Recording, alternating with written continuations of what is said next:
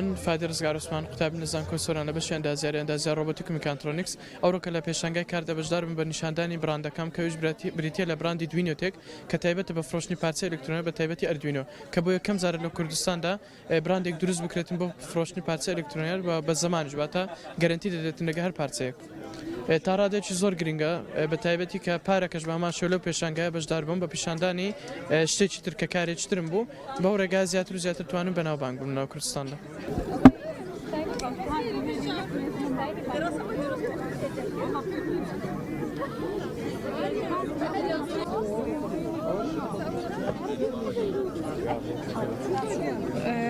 بەکاری دەستی بەشدارم کردووە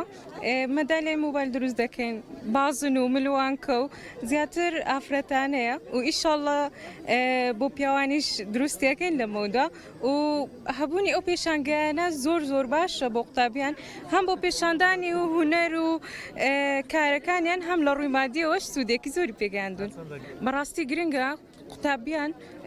بێ لەوەی کە خوێندەکان تاوا دەکەن کارێکی دەستی بزانن و یان هەر کارێکی تر کە سوودی هەیە بۆ ئەوان بێزگەلەوەی بە ئەکادیمیا خوێندنیان تاوا کردو.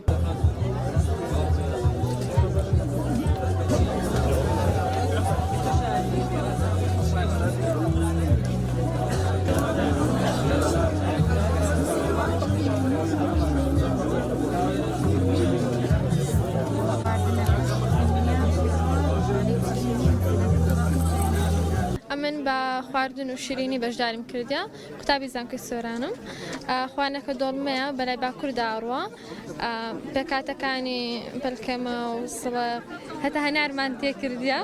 و شیرینەکان بکاتێ لە پسکیت و شیری خەست و قشتا نە ئەوەندە شیر نەیانی پێی ئیسحاز بین ئەوەندە شتاڵەکە پێت نەخورێت بەڕاستی پێویستە بەڵام بەداخەوە لە کوردستانی خۆمان زۆرینەی گەنجانمان لە زیاد ئەوەی کە ئەو بەشێک خەڵاسیان کردیا ئیش تێدا بکەن ئەستا لایەکی دیکەیان ئیشێکی کاکەن یعنی ئەوە بەهۆی کەمی هەلیکارەوەیە بەڕاستی ینی پێویستە لەسەر حکوومەت کە هەلیکار لە قوتابیان بڕەخسینی.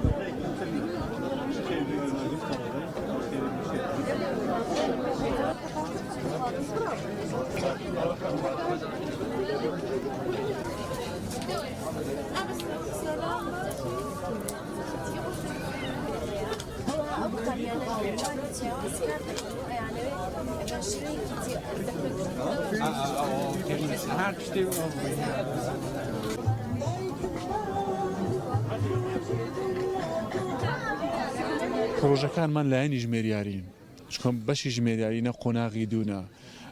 ئەم پرۆژانە یەک لەو پرۆژانە قیستی دروستکردنی یاخود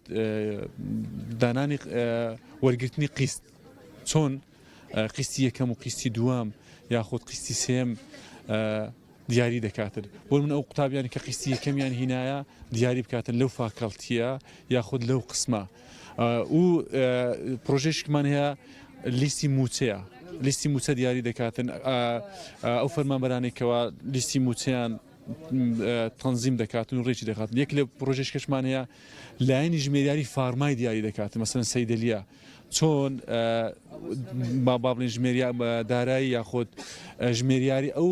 سەیدەلیە دیاری دەکاتن سیستەمێشکمان دروست کردیە هیومان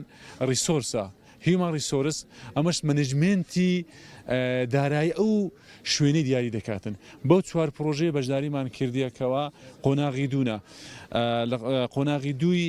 بەشی ژمێریارینە لە زانکۆی سۆران.